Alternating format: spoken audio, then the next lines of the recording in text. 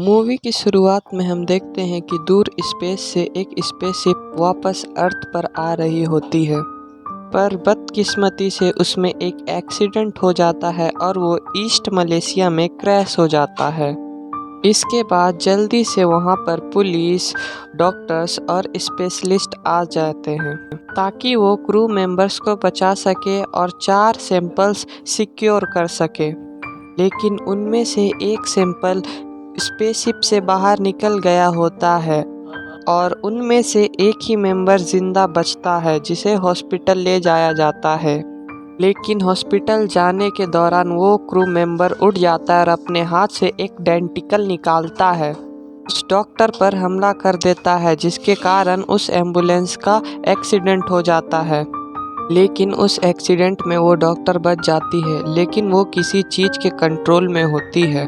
अब दूर San Francisco California में एक आदमी को दिखाया जाता है जो एक इन्वेस्टिगेशन रिपोर्टर होता है। अब एडी के बॉस एक ऑनर है, उसका इंटरव्यू लेने के लिए भेजते हैं।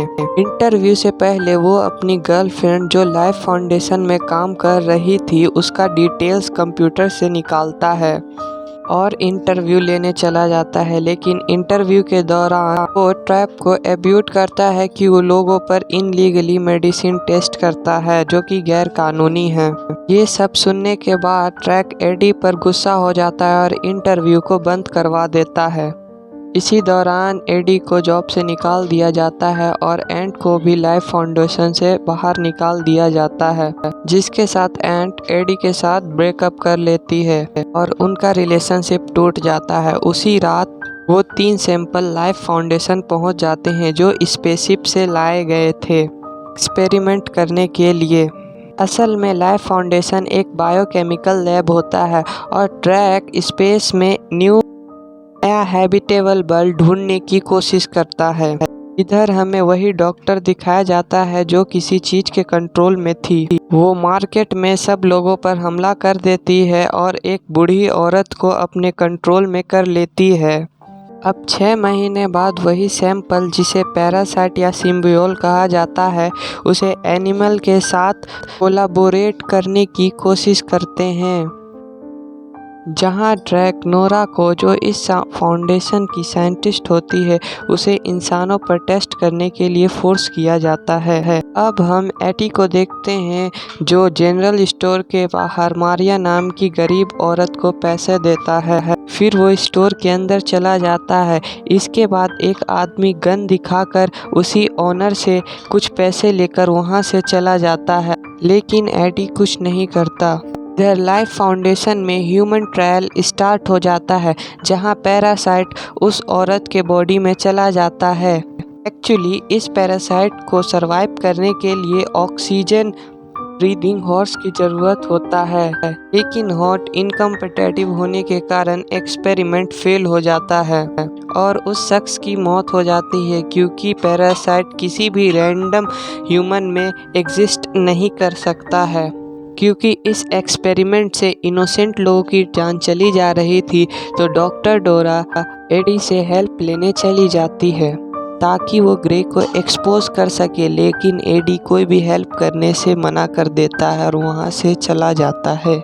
चलते चलते एडी एंट के घर चला जाता है क्योंकि वो उसे बहुत मिस कर रहा था, लेकिन एंट उससे बात नहीं करती है क्योंकि वो अब दूसरे बॉयफ्रेंड के साथ रिलेशनशिप में थी। एडी डोरा से बात करता है और हेल्प करने के लिए तैयार हो जाता है। अब वो दोनों लाइफ फाउंडेशन के अंदर चली जाती है, जहां डोरा उसे बताती है कि उसे स्पेस में कुछ सिम्बियोट मिला हुआ है, जिसे अर्थ पर लाया गया है एक्सपेरिमेंट करने के लिए। मेन लैब में गार्ड के आ जाने के कारण वो दोनों अलग हो जाते हैं। एडी अपने लिए कुछ फोटोज को कलेक्ट करने लगता है, लेकिन तभी वो मारिया को एक कैब में बंद देखता है और उसे बाहर निकालने के लिए उस कैब का ग्लास तोड़ देता है। देखते ही देखते मारिया एडी पर अटैक कर देती है, जिसकी वजह से वो पैरासाइट एडी के अंदर चला जाता है। माया यहाँ मर जाती है। अब अलार्म बजने के कारण गार्ड्स उसका पीछा करने लगते हैं, लेकिन जैसे तैसे करके वो वहाँ से बचकर भाग आता है। लेकिन घर आने के बाद उसे काफ़ी भूख महसूस होती है और घर में पड़ा सारा खाना खाने लगता है।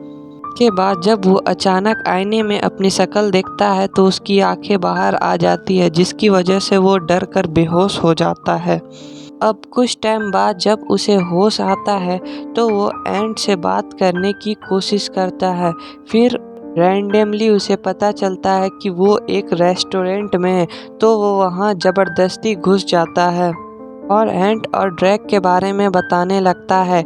तब ही पैरासाइट को भूख लगने की वजह से वो वहाँ का सब खाना खाने लगता है और खाते वक्त जब उसे गर्मी लगती है तो वो एक फिश टैंक के अंदर जाके बैठ जाता है और जिंदा फिशेस को खाना स्टार्ट कर देता है। अब एंट के साथ जो उसका बॉयफ्रेंड था वो एक डॉक्टर होता है, तो उसे चेक करने के लिए हॉस्पिटल ले जाया जाता है। अब चेकअप करने के वक्त एडी के अंदर से वो पैरासाइट सिम्बियोट करने लगता है, जिसके कारण उसके पेन को देखते हुए ड्रैग एमराइट ट्रैप को रोक देता है। अब जब तक टेस्ट के रिजल्ट नहीं आ जाए वो उसे घर जाने के लिए कहता है। अब घर जाने के बाद एडी को हाई फ्रीक्वेंसी साउंड सुनाई देने लगती है, जो उसके पड़ोस में रहने वाले नेबर से आ रही थी। क्योंकि पैरासाइट को हाई फ्रीक्वेंसी साउंड पेनफुल होती है, इसलिए वो अपने नेबर को जाकर डरा देता है। लाइफ फाउंडेशन के ऑनर को पता चल जाता है कि डोरा ने ही किसी को लैब में घुसने से हेल्प किया है, क्योंकि लैब से एक पैरासाइट गायब होता है। इसलिए वो डोरा से सच उगलवा लेता है और उसे मार देता है। अब वो एडी के घर में कुछ लोगों को भेज देता है, लेकिन वहाँ एडी खुद को सरेंडर कर देता है। लेकिन पैरासाइट उसके बॉडी को कंट्रोल कर रहा होता है, तो वो सबको वहाँ पर मारने लगता है और बाइक से वहाँ से भागने लगता है। लेकिन उसके पीछे बहुत सारे ड्रोन्स और गाड़ियाँ पीछे लग जाती है, लेकिन पैरासाइट की मदद से वो वहाँ से भागने में कामयाब रहता है। लेकिन आगे उसका एक्सीडेंट हो जाता है और वो किसी गाड़ी से जाकर टकराता है, इससे उसका हाथ पैर टूट जाता है। लेकिन पैरासाइट उसका हाथ ठीक कर देता है और वो पानी में जंप कर देता है। ड्रैग को समझ में आ जाता है एडी पैरासाइट के साथ बॉन्ड बनाने में सक्सेसफुल रहा। इधर पैरासाइट एडी को अपना नाम वेनम बताता है और एडी से कहता है कि अगर वो कोऑपरेट करेगा तो वो उसे जिंदा रखेगा, वरना उसके लिए अच्छा नहीं होगा। इधर हम उसी मिसिंग सिम्बियोट को देखते हैं जो ह्यूमन चेन की मदद से सैन फ्रांसिस्को पहुंच जाता है। इधर हम उसी डॉक्टर को देखते हैं जो एडी से कांटेक्ट करता है उसके रिपोर्ट्स आने के बाद, लेकिन एडी उसे दूर रहने के लिए कहता है। इसके बाद वो अपने पुराने ऑफिस में चला जाता है, लेकिन वहाँ का गार्ड उसे अंदर घुसने के लिए नहीं देता है। लेकिन वेनम उसकी मदद करता है और लाइफ फाउंडेशन से जो उसने प्रूफ इकट्ठा किए थे वो उसके अंदर रख के आ जाता है। बाहर जाते वक्त एडी को स्पेशल फोर्स घेर लेते हैं। एडी उन्हें वार्न भी करता है, लेकिन वो स्पेशल फोर्स उनकी बात को नहीं सुनते। उससे बचने के लिए एडी वेनम की मदद से उन्हें मारने लगता है। मारने के वक्त जब वो एक स्पेशल फोर्स को खाने लगता है, तभी वहाँ एन आ जाती है और सब कुछ नॉर्मल हो जाता है। जहाँ एडी उन्हें समझाने की कोशिश करता है कि वो एक पैरासाइट से इन्फेक्टेड है। इसके बाद एन एडी को सिक्योर करने के लिए डैम के हॉस्पिटल में लेकर जाती है, लेकिन वहाँ हमें डैम बताता है कि पैरासाइट की वजह से एडी के सारे ऑर्गन्स खराब होते जा रहे हैं, जिसकी वजह से वो मर भी सकता है। लेकिन तभी एडी को वेनम का आवाज़ आता है कि वो उसका डैमेज्ड ऑर्गन हील कर सकता है। तभी एना हाई फ्रीक्वेंसी साउंड ऑन कर देती है, जिसके वजह से एडी के शरीर से वेनम बाहर आ जाता है। लेकिन वेनम वहाँ से किसी तरह निकलकर एक डॉग के अंदर चला जाता है और एडी को ढूंढने लगता है। इधर ट्रैप को दिखाया जाता है जो उसी छोटी बच्ची से मिलता है जिसके अंदर पैरासाइट होती है। वो उससे निकलकर ट्रैप के अंदर चला जाता है। इधर एडी को ट्रैप के लोग पकड़ लेते हैं और लैब के अंदर लेके आ जाते हैं। एडी को पता चलता है कि ट्रैप के अंदर एक राइस नाम का पैरासाइट है जो काफ़ी खतरनाक है और वो वेनम का लोकेशन जानना चाहता है, लेकिन एडी उसे कुछ भी बताने से इनकार कर देता है। ट्रैप के लोग एडी को मारने के लिए जंगल लेकर जाते हैं, लेकिन वेनम डॉक से निकलकर एडी के अंदर वापस चला जाता है और एडी को बचा लेता है। इधर वेनम एडी से कहता है कि उसे अर्थ पर ही रहना है क्योंकि वो जगह इसे पसंद आ गई है, क्योंकि एडी के साथ बॉन्डिंग करने के बाद उसका नज़रिया भी बदल गया है। इसीलिए वो अर्थ को बचाना चाहता है और ट्रैप और रायन के प्लान को फेल करने के लिए वो लोग उस लाइफ फाउंडेशन में चले जाते हैं ताकि वो और पैरासाइट्स को अर्थ पर ना ला सके और स्पेसशिप को स्पेस में भेजने के लिए काउंटडाउन स्टार्ट कर देता है और खुद स्पेसशिप को चलाने लगता है। तभी वहाँ एक आदमी उसके प्लान को रोकने के लिए कोशिश करता है, लेकिन रायन उसे पकड़ लेता है और उसे मार देता है। ऐसे ही रायन स्पेसशिप में जाने की कोशिश करता है, वेनम उसे रोकने के लिए आ जाता है। रायन वेनम को अपने अंदर एब्जॉर्ब कर लेता है, लेकिन तभी वहाँ एन आ जाती है और हाई फ्रीक्वेंसी साउंड को इनेबल कर देती है। इससे रायन और वेनम अपने होस्ट से अलग होकर नीचे गिर जाते हैं।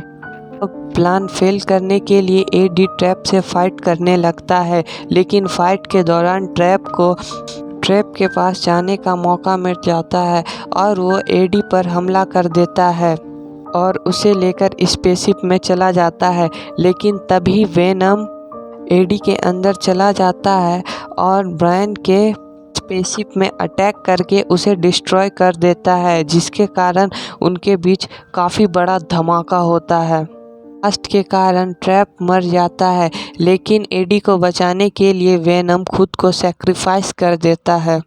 कुछ वक्त बाद एडी एन से मिलता है, जहां वो वेनम की बातें कर रहे होते हैं, जिसके कारण एडी के अंदर से हम वेनम की आवाज़ सुन पाते हैं और हमें पता चलता है कि वेनम अभी भी जिंदा है और उस ब्लास्ट में वेनम मरा नहीं था। और ये बात एडी एन को नहीं बताता है और उससे राज रखता है। अब मूवी के लास्ट में वेनम एडी को कुछ रूल्स बताता है ताकि वो बुरे लोगों पर ही अटैक कर सके और बहुत कम चांस था कि वो किसी को खा सके। अब वो लोग उसी शॉप में जाते हैं कुछ सामान को खरीदने के लिए। वहाँ पर वही आदमी फिर वापस आता है, तभी वेनम चुपके से आता है और उसे खा जाता है और चुपचाप वहाँ से निकल जाता है और मूवी यहाँ एंड हो जाती है। Thanks for watching.